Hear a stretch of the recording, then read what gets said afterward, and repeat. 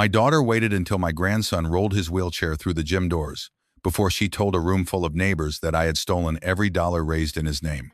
Melissa stood beneath the banner with Owen's name on it and held up the receipt book and the counting sheet, my own signature sitting there at the bottom of it. A phone came up by the bleachers. Then another. Before she finished, a man from the Parks Committee suspended the playground on the spot. Owen looked at me across the gold-lit floor and asked why his grandmother would take money meant for kids like him. I didn't argue. I was looking at the yellow receipt book, where the numbers jumped from 327 straight to 341. 13 receipts. Gone. The serial number on the deposit bag and her photograph looked wrong, though I couldn't yet say why. So I asked her one thing. How did she know exactly $18,400 was missing before the bank had even opened the bag?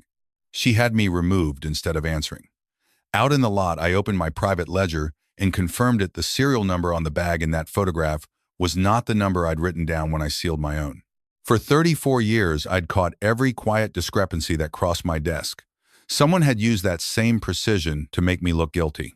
If someone in your own family has ever made you prove what they should already have known about you, tell me where you're listening from. Stay with me a while. Because the missing receipts were only the beginning. To tell it straight, I have to take you back to the Friday night before, when that gym was still a happy place, and I still believed I knew exactly where every dollar was. The whole thing was Melissa's doing, start to finish. My daughter can fill a room the way I never could. She got the Parks Committee to donate the land, got the paper to run a photograph of Owen, lined up the gymnasium and the sheet cake and the raffle, and a flyer in every church bulletin in 3 zip codes. Also, a boy who uses a wheelchair could have a playground he was able to roll onto instead of sit beside. There is a park near her house with wood chips 2 inches deep, and Owen used to watch the other children from the edge of it and ask to go home early. He never made a fuss about it, and the not fussing was the part that broke my heart.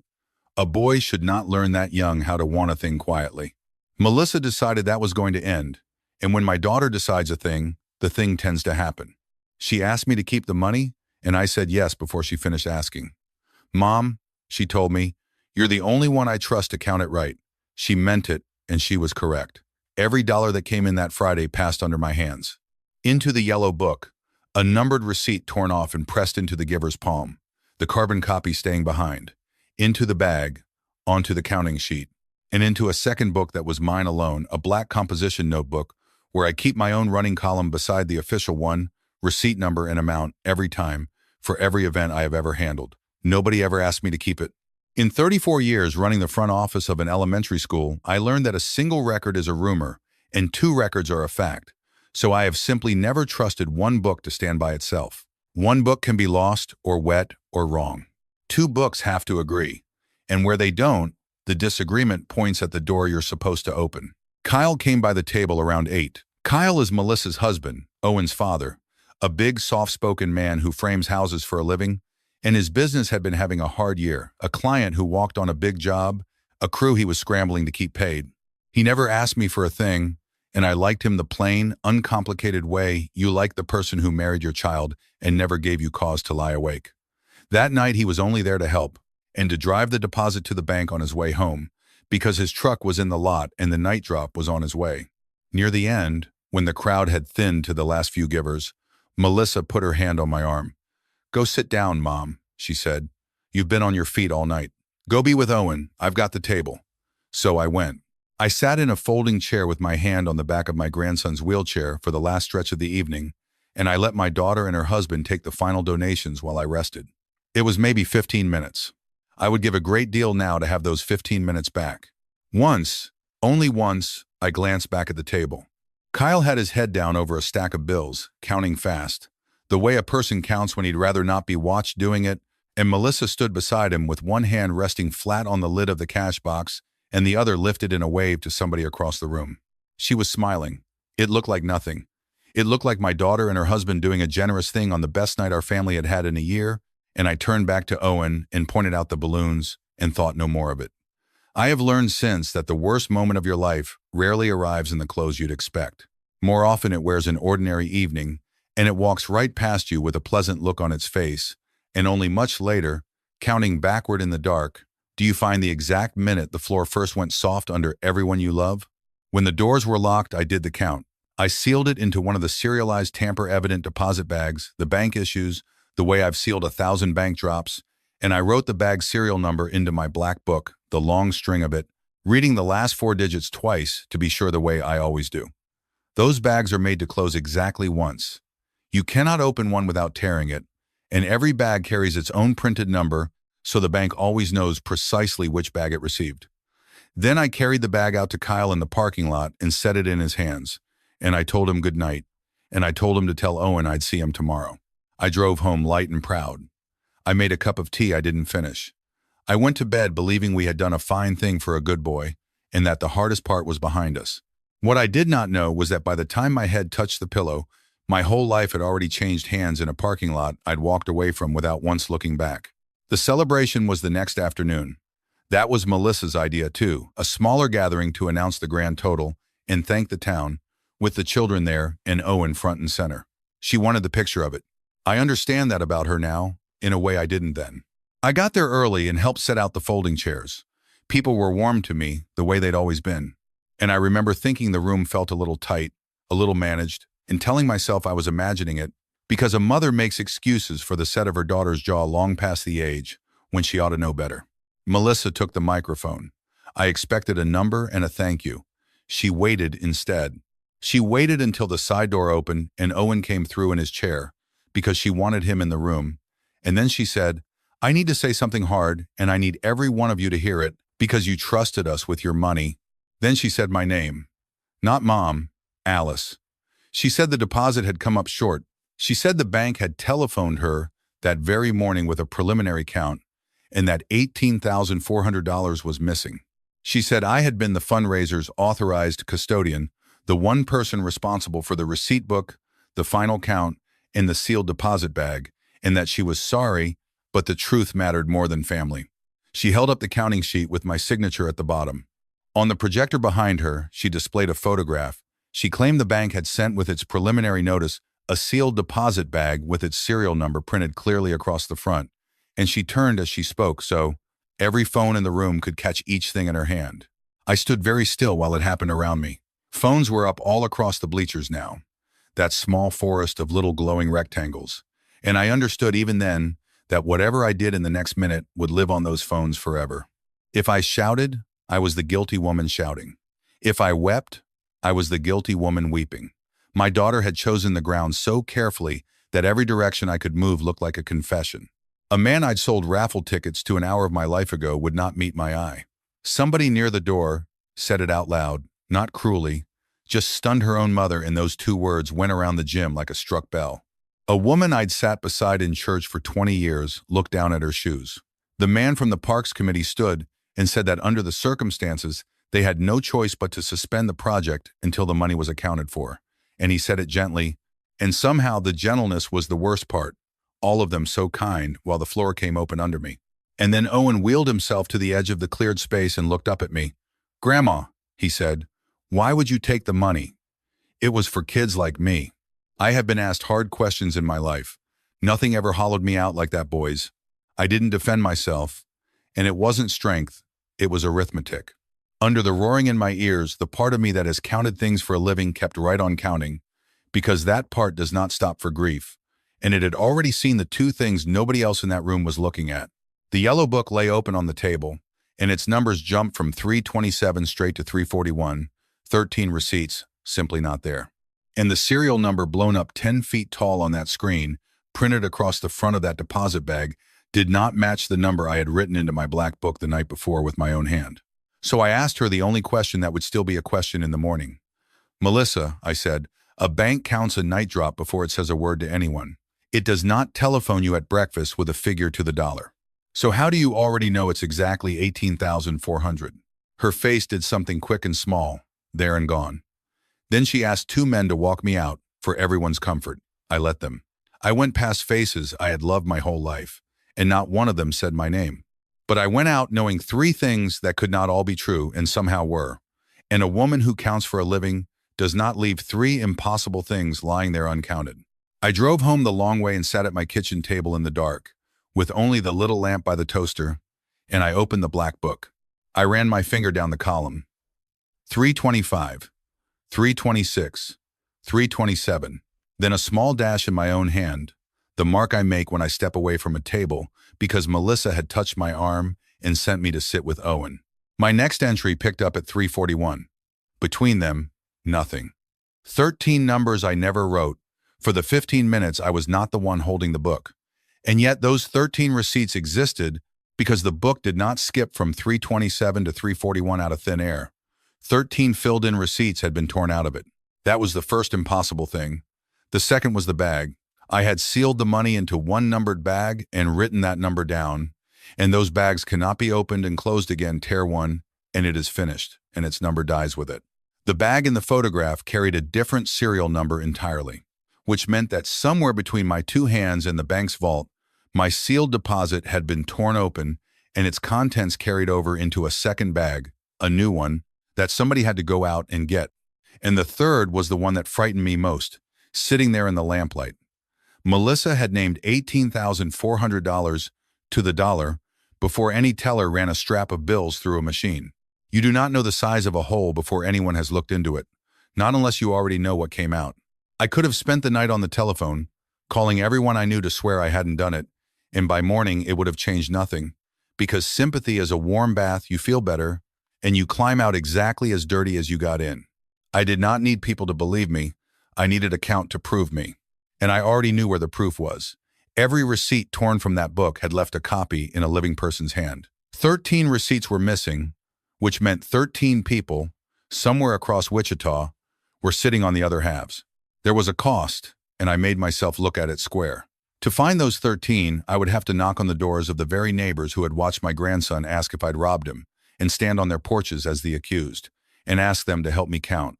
I sat with the black book a long time before I slept, and let myself see how a family gets to a night like that one. My whole life I have been the one who quietly makes a problem disappear before anyone has to feel it, the shortage covered, the broken things swept up before the man of the house came home. I thought that was what love was. And it occurred to me, turning a fresh page, that the habit was very likely the reason I'd been the easiest person in that gym to blame. But that was a thought for later. At the top of the page I wrote one word, Owen. Under it I started a new column, not amounts this time, names. And I decided I was going to count my way back to my grandson, one front door at a time, whether or not a single one of them opened. Morning made it a decision instead of a wound. I put on my good coat, because the accused wear their good coats, and I went out to knock. The first door was Dale Whitfield's. I could hear his television and see his shape behind the curtain. He did not come to it. I had walked all three of his children through that school office, and he stood in his own front room and let me stand on his step until I turned and left. I wrote his name in the book anyway, with a small mark beside it, because a proper count includes the ones who say no. The second door opened, and it was Rosa Guerrero, who cleans at the hospital and had given $200 she couldn't spare because Owen is in her nephew's class. She looked at me a long moment on the step, and I braced for the door to close. Instead, she said, "Come in out of the cold, Alice," and stood back to let me pass, and I nearly came apart on her doormat, because kindness after a public shaming undoes you in a way the shaming never can. She sat me at her table and put coffee in front of me before she'd let me say a word about why I'd come. Then she went to a kitchen drawer and brought out her receipt in a plastic sleeve, soft at the folds. Number 331. Right in the middle of the 13 I never wrote. "When did you give it?" I asked her. "After the speeches," she said. She'd come late off a shift, and Owen was already up front, so she gave at the table on her way in. A man wrote it out for her. "Big fella, quiet," she said. "Your daughter's husband, I think."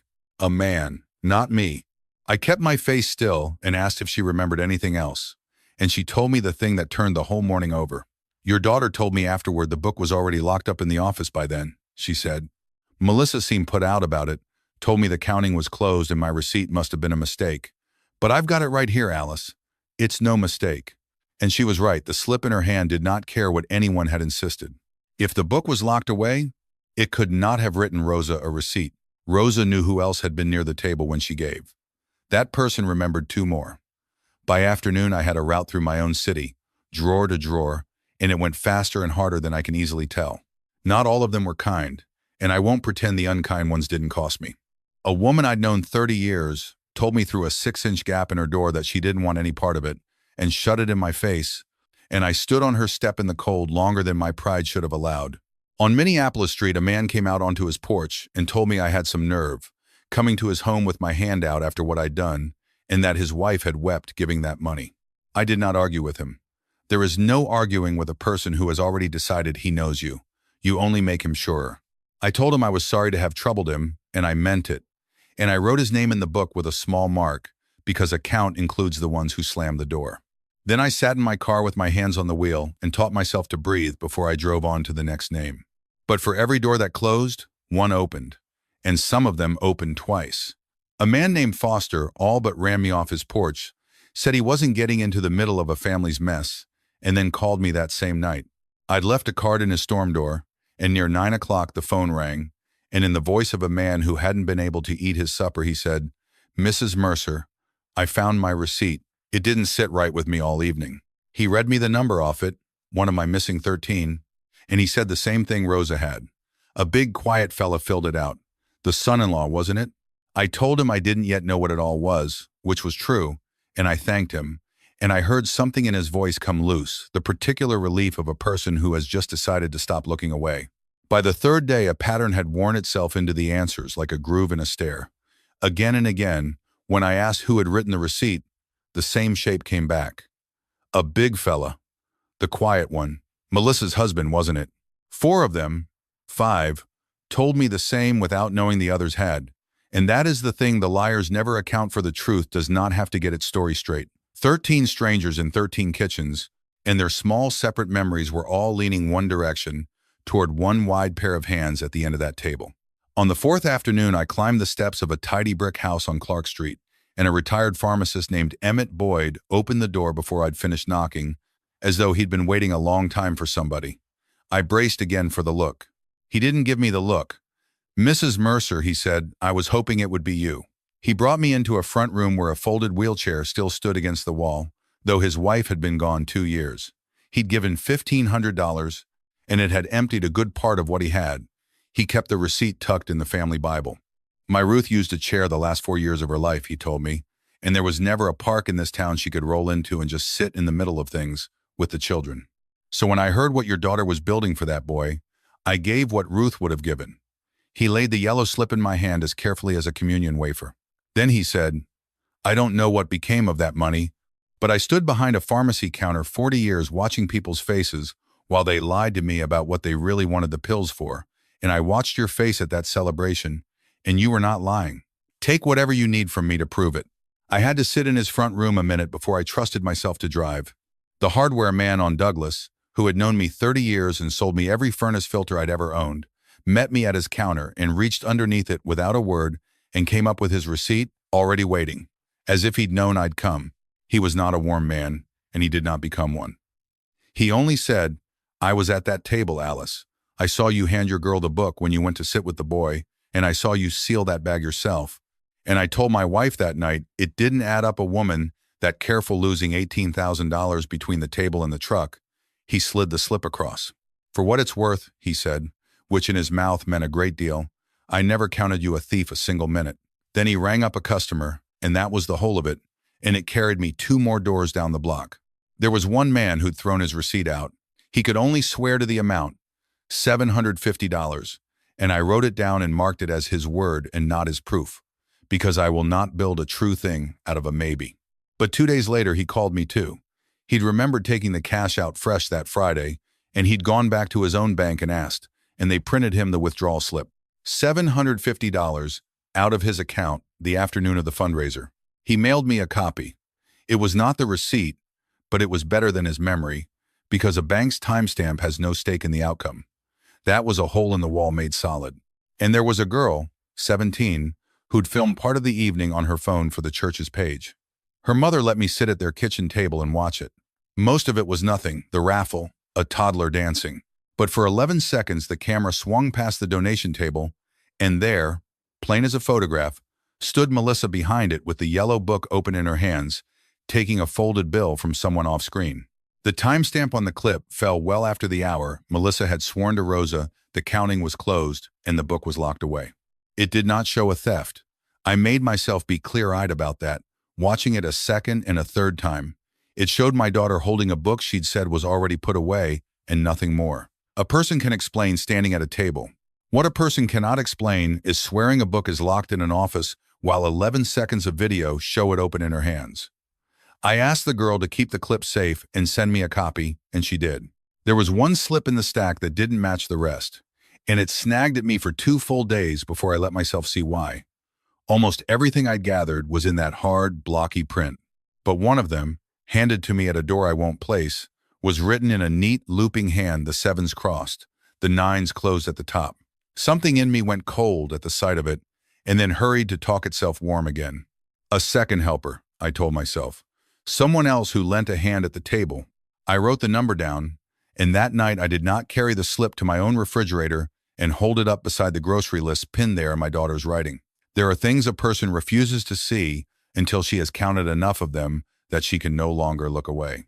It took 3 more days to run down the last 4, and those days were their own small education in who people are.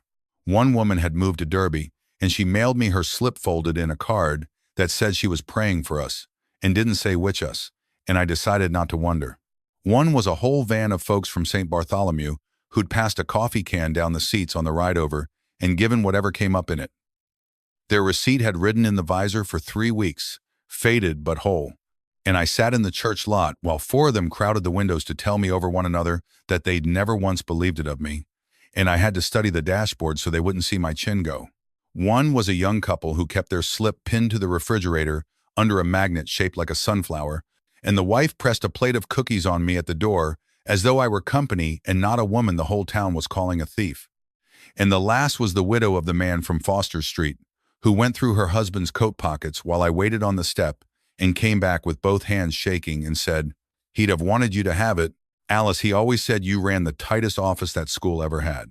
That gave me 12 receipts in hand, a bank slip for the 13th 11 seconds of video, and a night at my kitchen table I'd been putting off all week. I laid them out in a single row, in order 328 at the left and 340 at the right, and I added them 3 times. Rosa's 200. A retired pharmacist 1,500, given in his late wife's name she had used a chair the last 4 years of her life. A contractor supply company whose crew had collected $3,000 in cash and dropped it in a sealed envelope. Foster's, the coffee can from St. Bartholomew. And on down the line, the 12 receipts I could hold in my hand came to $17,650. The 13th donor's bank withdrawal confirmed the missing $750. Together, they came to $18,400 exactly. That was the number, the exact number, to the dollar, that my daughter had spoken into a microphone the afternoon before the bank ever recorded a count of its own. The money had not vanished. It had been given, by people who could not spare it, in the name of a boy in a wheelchair, and every dollar of it had crossed that table in the 15 minutes I sat with Owen. The receipts proved it was given. The only question left was into whose hands. I turned them all face up and read the writing one more time. Slow. Most of them were that blocky, leaning print, pressed hard enough to dent the page, and I stopped pretending I didn't know it. It was Kyle's. I had seen it on Christmas tags and on the backs of Owen's school photographs for years, and 2 of them were not his. 2 of them, low in the stack, were written in a careful hand that crosses its 7s, the way my own mother taught me, and closes a small loop at the top of its 9s. 2 of the 13 were in my daughter's hand. I turned those 2 over and over under the lamp, hunting for the innocent version, the way you pat your pockets for keys you already know aren't there. I taught that hand to write. I sat beside a small girl at a table just like this one, 40 years ago, and guided her fingers through the loops of a cursive 9. And here that 9 was, closed at the top the way I'd shown her, on a receipt that had been torn from a book and hidden. Handwriting is one of the last honest things about a person. You can change your story and your face and your voice on a telephone, but under pressure the hand goes home to what it learned as a child. My daughter's hand had gone home, and it had signed for money that then, somehow, walked out of a bag I had sealed with my own 2 hands. I would like to tell you I felt like a woman who just cleared her name. What I felt was closer to the floor of grief, the place where it goes quiet, because the paper in front of me had stopped being about a thief and turned into something about my family. Kyle, I could almost bear. I knew the bad year, the pride that would rather drown than ask. A cornered man and a table full of loose cash make a sad, ordinary story. But Melissa did not need the money. That was the thing that would not lie flat, no matter how I pressed it. My daughter keeps a good house and a careful budget and had never in her life taken a dollar that wasn't hers. Her 2 receipts did not fit a thief. Either I was wrong about the deepest thing I knew about my own child, or those 2 yellow pages meant something I could not yet see, something that had nothing to do with greed at all. I slid it all into an envelope and I called my daughter and asked the family to sit down with me. I had spent 34 years watching what people do when a record contradicts the story they've already chosen, so I should have known better. But she was my daughter, and hope is the last thing in a person to run dry. They met me at Melissa's, which should have told me something. You do not win an argument in the other person's dining room. 4 of them and 1 of me. Melissa at the head of her own table. Kyle beside her, studying the grain of the wood. My sister Carol, who'd driven up from Ponca City because someone had called her and it wasn't me. And an aunt of Kyle's I'll leave out of this, who meant no harm and did plenty. I set the 13 out in their row and told the room what the row said, plainly, 1 number at a time. Then I turned to Kyle, because I wanted them all to watch him hear it. Kyle, I said, who wrote these receipts? He didn't answer. He looked at the window, at his hands, at the salt shaker. Kyle, I said again, as gently as I could manage. 9 of these are in your handwriting. I only need you to say so. Carol jumped into the silence to save him from it. Alice, she said, maybe you just counted wrong. It happens to all of us. As if being called careless were a soft place to land after being called a thief. I pressed the opening while I had it. Kyle, you were at that table when these were written. You can end this right now, with 1 word. Just tell them whose money went where. He lifted his head, and for a second I saw it he wanted to. His mouth came open. And my daughter, without so much as looking at him, laid her hand lightly over his on the table, the way a wife does, and the second closed like a door. He looked back down at the grain of the wood, and I watched the bravest thing in him lie down and go back to sleep. Then Melissa opened the folder that had been sitting under her elbow the whole time. She did it gently. She slid 1 page across the table and turned it so I could read it right side up, and she said, Mom, nobody is saying the money wasn't given. We know it was given. That was never the question. It was a printed copy of my counting sheet. My signature sat at the bottom, reproduced so cleanly from the original scan that no one at that table thought to question it. But the total above it was not the number I had signed. It was a figure that swallowed every dollar of the 13, a total that said Alice Mercer had counted all of it, certified all of it, held every cent of it, and put her name to it. Do you see what she did? She did not fight my evidence. She ate it. Yes, the money was given. Yes, here is your own signature saying you counted the whole of it. So the only question left in this room, Mother, is what happened to it between your name and the bank. I put my finger on the 2 receipts at the bottom of the row. These 2 are not Kyle's, I said. These 2 are yours, Melissa. Your 7s. Your 9s. You wrote receipts from a book you told Rosa Guerrero was locked in an office. I have 11 seconds of video of you holding it. For one breath, the room tipped my way. Carol leaned in. Kyle's jaw moved. Then my daughter set her hand flat on the table and looked at me with something that was almost tenderness, and she did not flinch from the video the way I'd hoped she might. Mom, of course that's me holding the book, she said. Easy as anything. I was helping.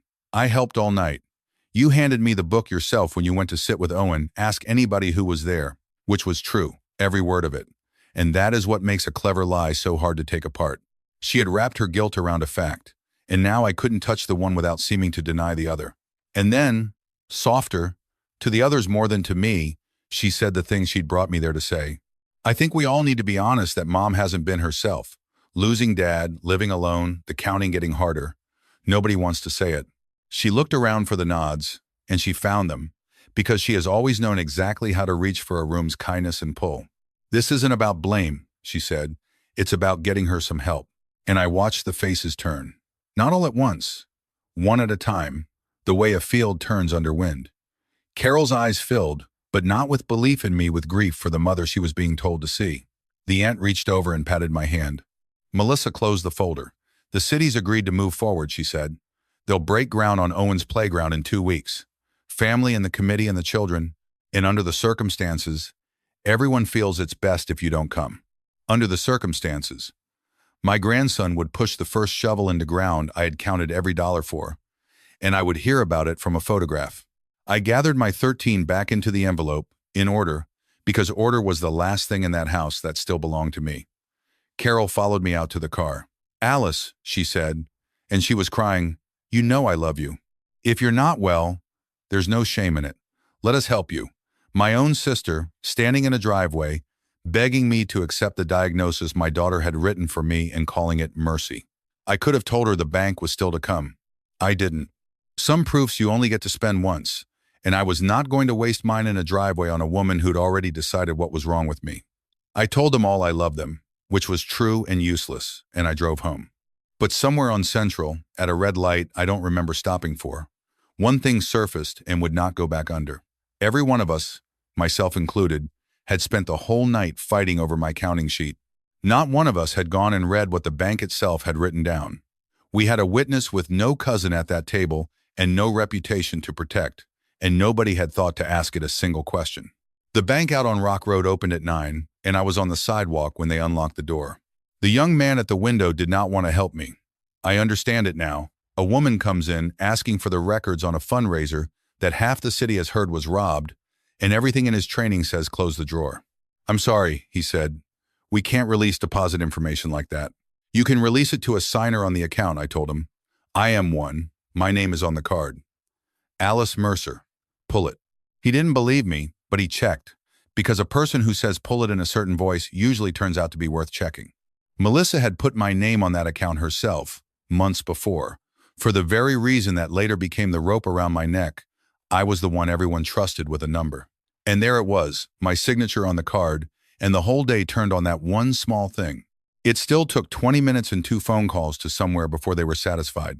I was who I said I was, and I sat in the little chair by the rope and watched the lobby clock and did not let myself look impatient, because an impatient old woman is a suspicious old woman, and I'd learned that lesson 3 weeks running. When they finally waved me back, I had the strange thought that I was about to buy my own good name back out of a vault, one printout at a time. They gave me to a loan officer named Priya, a careful young woman who plainly wished the morning had handed me to somebody else. I asked her for everything: the deposit slip, the night drop intake log, the correction notice, whatever the bank had put in writing about the shortage. She printed it, and her hands were steady until they weren't. The correction notice, when she handed it across, was dated that Monday, 2 days after my daughter had stood in a gym and named the shortage to the dollar. That stopped me cold. So before we went a step further, I asked Priya to check one thing for me: the branch's own record of calls it had placed out.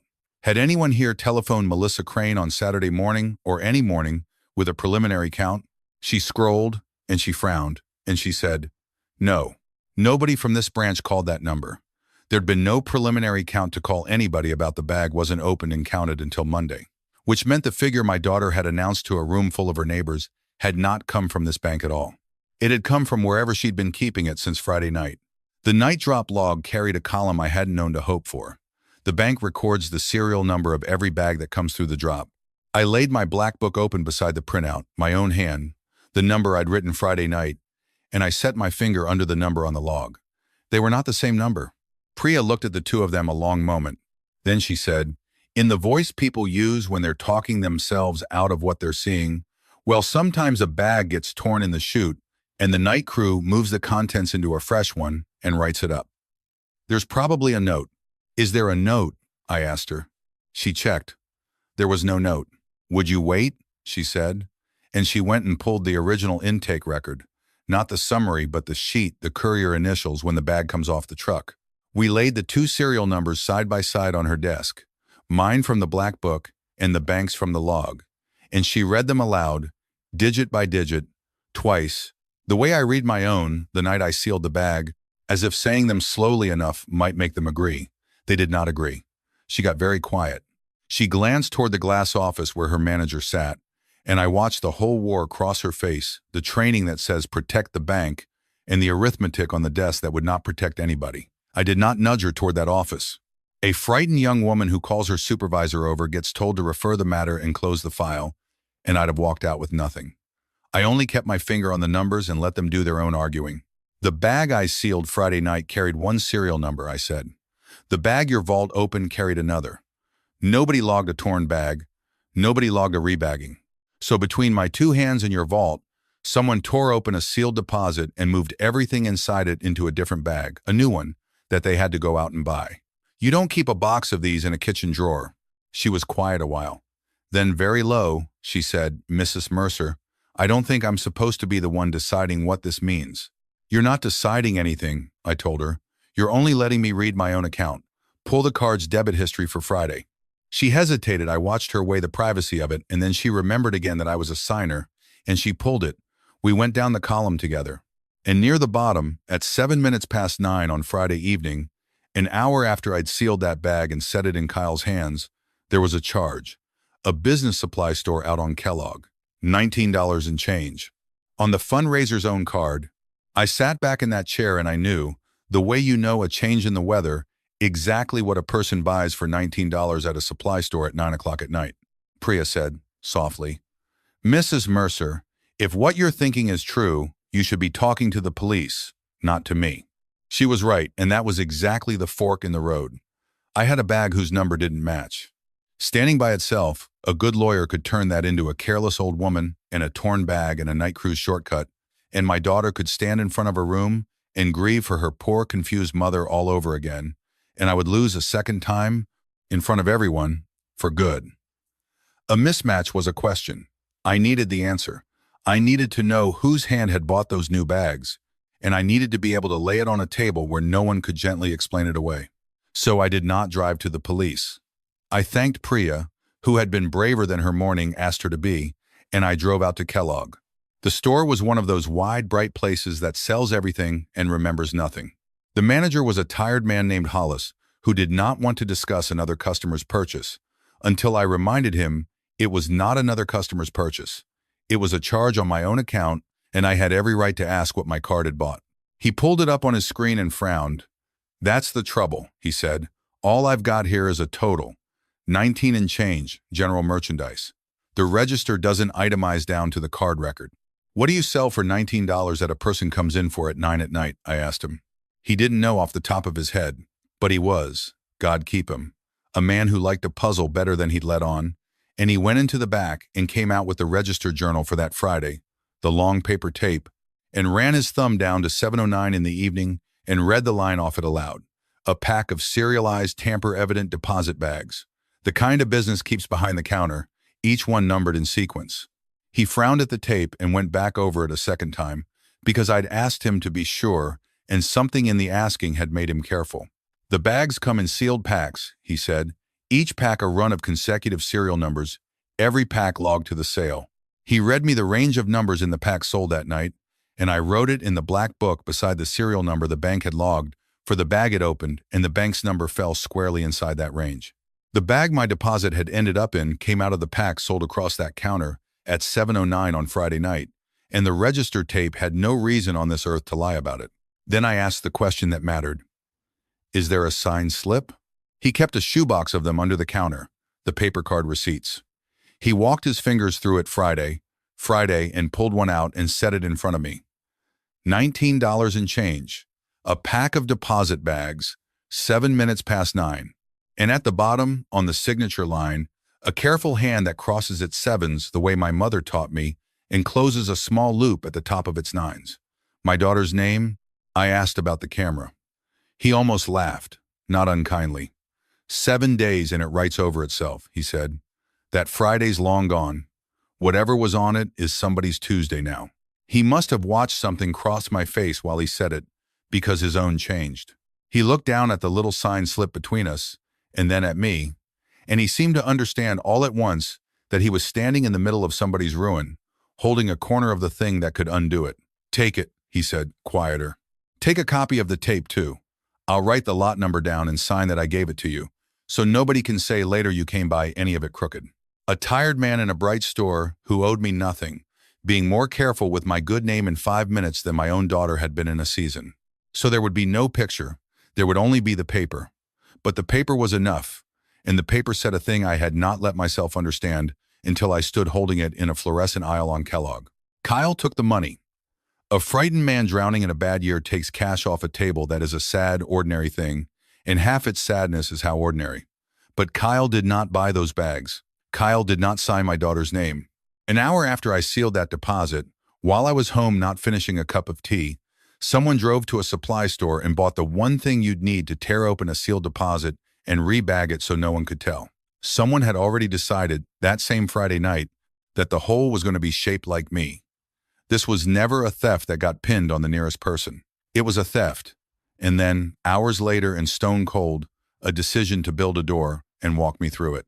You don't buy a bandage in the dark for a wound nobody's been cut. You buy it because you already watched the knife go in.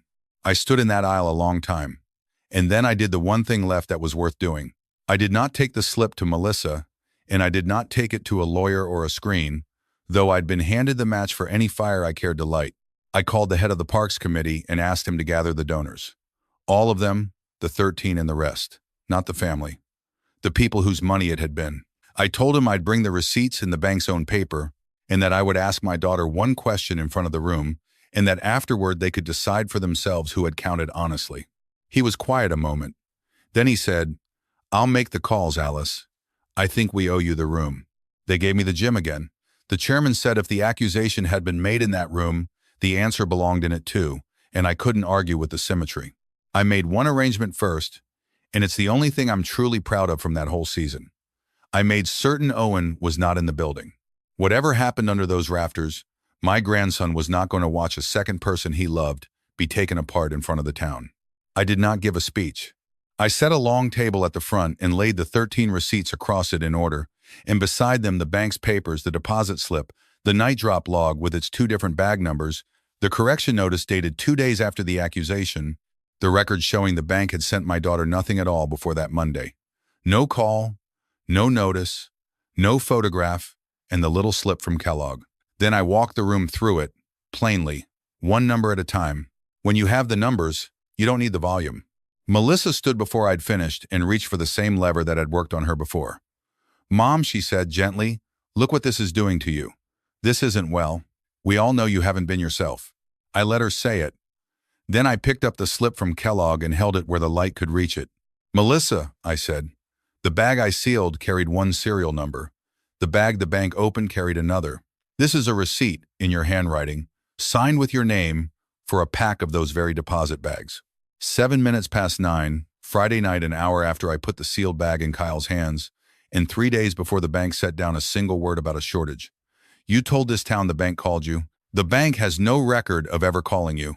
So tell these people, not me, them, how do you come to buy the bags to re-hide a deposit that nobody yet knew had been touched?"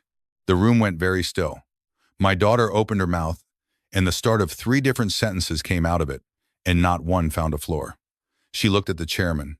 She looked at Carol. And then she looked at Kyle, and that was how the whole room learned where to look. Kyle was already on his feet. "Stop," he said. "Melissa, stop." She didn't take a dollar of it. Then the rest of it came out of him like water out of a broken main. "I took it," he said, to the room, to Rosa, to all of them. He told them about the bad year, the client who walked on a $40,000 job, the lien on the house he and Melissa and Owen slept in, a payment due that Monday that was going to take everything. He'd stood at that table with more cash in front of him than he'd seen in a year, and told himself it was a loan, and folded it into his jacket in about the time it takes to make the worst decision of a life. "I was going to put it back," he said, and his voice broke. "Every dollar before anyone counted. I swear it." I made myself ask him the question I'd carried the longest. "Kyle, when Owen looked at me in this gym and asked if I'd stolen from him, you were sitting 10 feet away. Why did you say nothing?" He couldn't look at me. "Because I knew," he said. "By then I knew Melissa was putting it on you. And I let her. Because it saved me, and I was a coward. And I told myself you were strong enough to carry it. That's the whole ugly truth of me, Alice. I let a little boy call his grandmother a thief to save my own neck." "Kyle," Melissa said, "stop talking." But the room had already turned to her, and I turned with it. I had one more question, and I asked it quietly. "Why did you wait, Melissa? You could have said it any time. But you waited until Owen was through the door. Why?" And for the first time, something true came up behind my daughter's eyes. "Because I know you," she said, and her voice cracked down the middle of it. "I knew if he was in the room, you wouldn't fight me. You would never make a scene in front of that boy. You just take it. You always take it." There it was, out loud, the whole shape of it. She had found out that Friday night Kyle couldn't meet her eyes in the truck, and she made him show her, and instead of turning her husband in, she'd gone out cold and quick and bought a pack of deposit bags. She tore open the one I had sealed, moved what cash was left, and a deposit slip made out for the full amount into a fresh bag, and drop that one so the bank would open a sealed deposit and simply find it short. Before she dropped it, she photographed the new bag herself, so she would have a picture to put up on a projector, and later told the room the bank had sent it along with a preliminary notice. Then she took the counting sheet I had really signed, scanned it, changed the total on her computer, printed a clean new copy, and destroyed the one my hand had touched so that my own signature would swear I had counted every dollar. And she tore 13 receipts out of the book because those receipts were the one thing that could prove the money had ever reached the table at all. She did all of it that same night to save her marriage and her good name. My daughter, it turned out, was never better than in a crisis. She had only spent the gift on the wrong thing. "Why me?" I said. "Of everyone, why me?" "Because you always fix it, Mom." She pressed her hand to her mouth. "My whole life, whenever anything broke, you made it go away and nobody had to feel it. I thought you were the only one strong enough to carry this too. I thought you'd survive it. You always survive." For a moment, nobody in that gym breathed. Then Rosa Guerrero stood up in the second row, small and furious and steady, and she said, "To the room, and not to me, that woman knocked on my door as the accused and asked me for the truth, and handed me back my own $200 of belief in her." Then she sat down. She did not say anything else. She didn't have to. A chair scraped, and another, and the spell of that terrible quiet broke, and the room began, in its rough and decent way, to do what rooms do once the truth has been set down in the middle of them. Melissa did not come apart the way the room seemed to want her to. She went very still, and then she stood and gathered her coat with steady hands and walked out through the same doors she had once waited for Owen to come through chin up, past every face that had turned. It was the most like herself she had looked all evening. Kyle did not follow her. He stayed in his chair at the back with his big hands open on his knees, and when the committee's treasurer came to him with a legal pad, he began answering questions in a low voice, and he kept answering them a long time. Whatever else was true of those two, in the end, one of them walked toward the reckoning and one of them walked away from it, and I have turned that difference over more than I ever expected I would. I didn't shout at my daughter. Half the town expected me to, and a younger woman might have. I looked at her, and at the guilty, frightened man she'd ruined herself to protect, and at 13 small yellow pages lying in their honest row, and what I felt was not triumph. It was grief with the bottom finally showing through. I'd been proven right, and being right had just cost me, out loud and in front of everyone, the last soft thing I'd been holding, the belief that my family, whatever else was wrong with it, had loved me too much to do this. And the hardest arithmetic of my life was still ahead, because it is one thing to prove what a person did, and another thing entirely to decide what you'll do with what's left of them. The Parks Committee acted first, the way decent people do when they've been embarrassed into clarity. Within the week, Melissa was no longer running Owen's playground. No spectacle, the chairman simply called and told her the committee would be taking it back, and thanked her for her early work in a voice that thanked her for nothing. The good name she had spent me to protect was the first thing she lost, and the thing she lost most completely. She had set fire to the house to save the curtains. Kyle did the one right thing still left to him. He didn't hide behind a lawyer. The committee reported all of it to the county, the theft, the switch bags, the falsified records.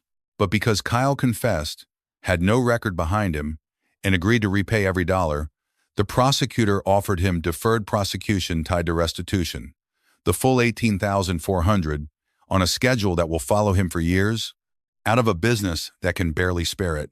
Melissa accepted a separate diversion agreement for falsifying the records, issued a public correction of what she had said in that gym, and was barred from handling charitable funds ever again. Rosa said it plain, the way she says everything. The money was raised to build a child something, and a man in a cell builds nothing. People kept waiting for me to want more than that, to press for charges, to take an apology at Thanksgiving in front of witnesses. Carol asked me, gentle, what I wanted done to Melissa, as if I kept a list. I didn't, but I also did not do the thing I've done my whole life, which is reach in and make it soft. When Melissa came to my porch near the end of summer and said she was sorry, and I believe she meant it as far as she was able, I told her the truth, which was the only gift I had left worth giving. I told her I loved her, and that I was not ready, and that both of those were real and would have to share a house for a while. I did not tell her never. I am her mother. Never is not in me. But I did not tell her soon, and I did not soften it into a thing she could set down and walk off lighter. I let her carry it off my porch exactly as heavy as it was. The town came back to me slowly and not all the way, and I found I did not need it all the way. Dale Whitfield, who had stood behind his curtain and let me freeze on his step, turned up at my door one Saturday with a coffee can of cash. The men at his shop had passed around, and he could not get his apology to come out in a straight line, so I let him off the hook the way you do, and took the can and put it toward the playground. The man on Minneapolis Street never did say he was sorry, and that is his right. Not every debt in a story gets paid, and a woman my age learns to close the book on the ones that won't. Emmett Boyd, the pharmacist, mailed me a card at Christmas. Rosa Guerrero took to coming by on Thursdays with far too much food and staying to play cards and losing on purpose so she could accuse me of cheating and laugh at her own joke. I had spent 34 years being the person a whole building leaned on, and I had forgotten, somewhere in all that leaning, that being relied upon and being known are not the same thing. The ones who came back knowing me, and that turned out to be worth more than the ones who had never left. What I would not let the wreckage cross was Owen. That was the one line.